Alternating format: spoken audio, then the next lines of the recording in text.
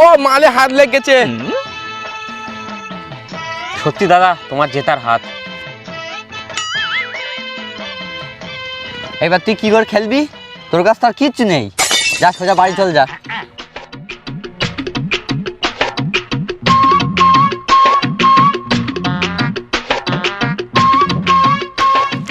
এই জুয়া খেলা আমার জীবন, আমি আমার জীবন দিয়ে দেবো, কিন্তু এই জুয়া খেলা থেকে উঠবো না।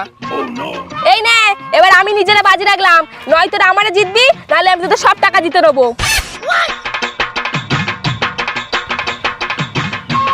ভালো সুযোগ পেয়েছি, এবার দানটা ভালো করে লাগাতে হবে।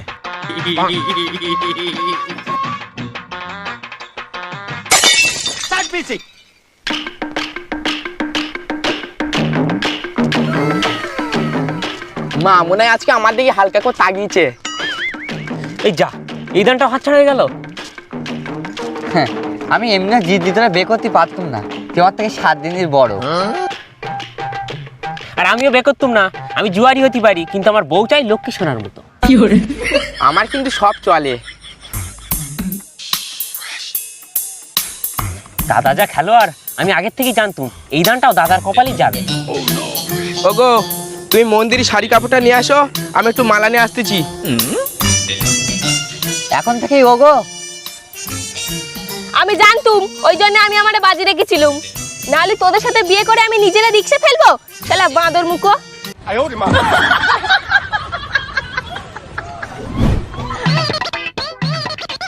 কাকিমা নতুন বউ এনেছি, ভালো এসছো? ও দাদা, আজকে একটা বড় দান মেনে নিচ্ছি। তুমি এক কাজ করো, বিডিও অফিসে একটা দরখাস্ত জমা দাও, যদি সরকার থেকে কোনো মেয়ে ফের তোমার জন্য পাঠায়।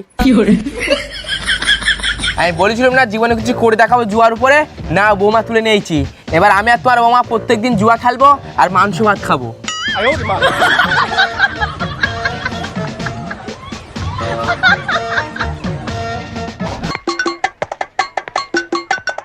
ও প্যান সজনী, আসো দুজন মিলে স্কোয়াডে খেলবো।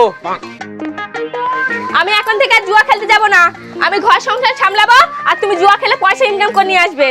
ও তাহলে ঠিক আছে, ঘরের লক্ষ্মী ঘরে থাকাই ভালো, নাই লোকে আবার আমার উল্টো পাল্টা বলবে।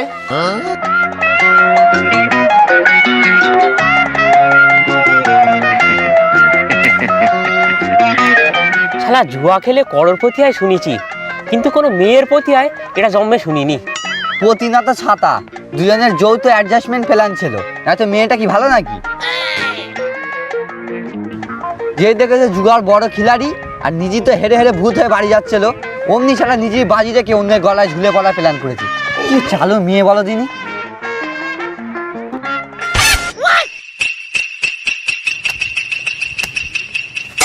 এই নে তোরা আজকে তো খেলিস, আমার আর ডাকিস নে, তোরা ভালো থাকিস সুখী থাকিস, আমি আসতেছি। কেন দাদা কি হলো? এদিকে এসো, এদিকে এসো। ও আমার বউর বিষয় কি বললো? কেন যায় না ও আমার এখন বউ হয়ে গেছে? আরে দাদা বাদ দাও না, ও একটু তোমার নিয়ে সমালোচনা করতেছিল। এই মানুষ তো ঘর বাড়ি বাজি রাখে, ও তো নিজেরই বাজি রেখেছে, আমরা কি কিছু বুঝি না নাকি? আমিও বুঝতে পেরেছি ওর বহুত বড় হিংসা হচ্ছে। তুমি বুঝোস তাতে আমার কসু। এই তুই চুপ কর না, তুই কি আমাদের টিমটা ভাঙবি নাকি? কত সুন্দর টিম আমাদের তিনজনের, একসঙ্গে বসে বসে রোজ জুয়া খেলি। আর তোমারও বলি দাদা, তুমি একটু চুপ করো না, বাচ্চা মানুষ বলে ক্ষমা করে দাও না। বলতেছিস তালি? বাদ দাও দাদা, চলো বসো, নতুন তাস এনেছি, আজকে তিনজন মিলে খেলবো। তুই বললি বলে এখানে আমি চুপচাপ বসে গেলুম, নাহলে এখানে একটা রক্তি করে দিতুম। এমন তুই জুয়া খেলতে গেলে কোনো শত্রু রাখতি নেই, ওই জন্য আমি চুপচাপ বসে গেছি। আচ্ছা ঠিক আছে ঠিক আছে, আর রক্তারক্তি করতে হবে না। তুমি যদি এখন রক্তারক্তি করো, তাহলে আমারও রক্তারক্তি করতে নামতে হবে।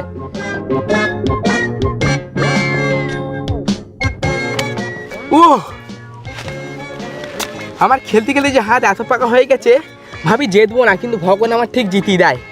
মাঝে মাঝে তোদের জন্য আমার কষ্ট হয়, দুঃখ হয়, কিন্তু কিছু করার নেই, বুঝলি? আজকে জিতটা ওয়াসার বানাবো। ও স্যার তুমি? আমি ভাবলাম কে না কে, এক্ষুনি ক্যারেটে চপ দিচ্ছিলুম। তোদের জন্য এই গ্রামটা কি নাম হচ্ছে জানিস? জুয়ারি গ্রাম। তাহলে ভাবো স্যার, এই গ্রামের নাম আমরা কত উন্নতি করতেছি, সাথে সাথে তোমার পকেটেরও আমরা খেয়াল রাখতেছি। ওই জন্যই তো আমি তোদের কিছু বলতে পারি না। ঠিক আছে যা, চল যা, এক্ষুনি বড় সব রাউন্ডে আসবে, আমি তোদের সাবধান করতে চাইছিলাম। জি স্যার।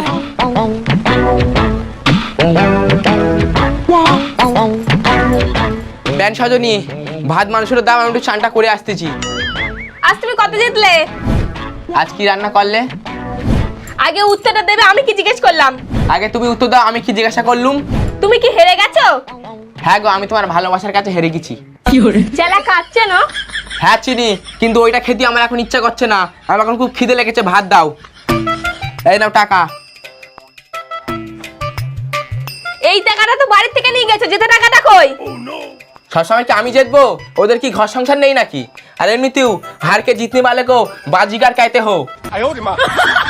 एक मुक्का दूंगा ना तो सब फूट जाएगा। আরে সে আমার পুলিশ মামা এসেছিল, তা সে পুলিশ মামারে হাতে রাখতে আমার জেতা টাকাটা ওদের হাতে দিয়ে দিস। এটা তো এতক্ষণ বললেই হতো, আর এগুলো তো চলতেই থাকে। আমি তো তোমার খুব সাপোর্ট করি। আমার একটু সেল রেস্পেশাল লেগে গেছিল, ওই জন্যই তোমার আমি মুখ ফুটে বলতে পারিনি। হ্যাঁ কি বললে? সেলফিশ? ওসব তুমি বুঝবে না, আমি একটু জুয়া খেলতে খেলতে ইংলিশ শিখে নিচ্ছি। ওসব তুমি বাদ দাও, একটু ভাত দাও, আমি চানটা করে আসতেছি।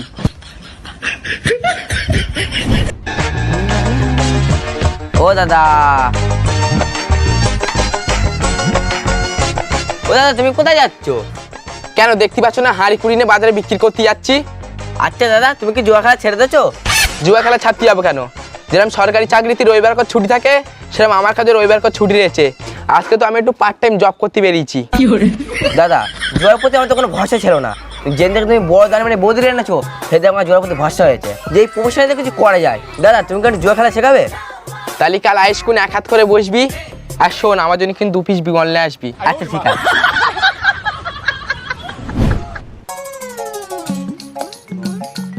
দেখ, তোর আমি এখানে শেখাবো না কোনটা বিবি বলে আর কোনটা গোলাম বলে।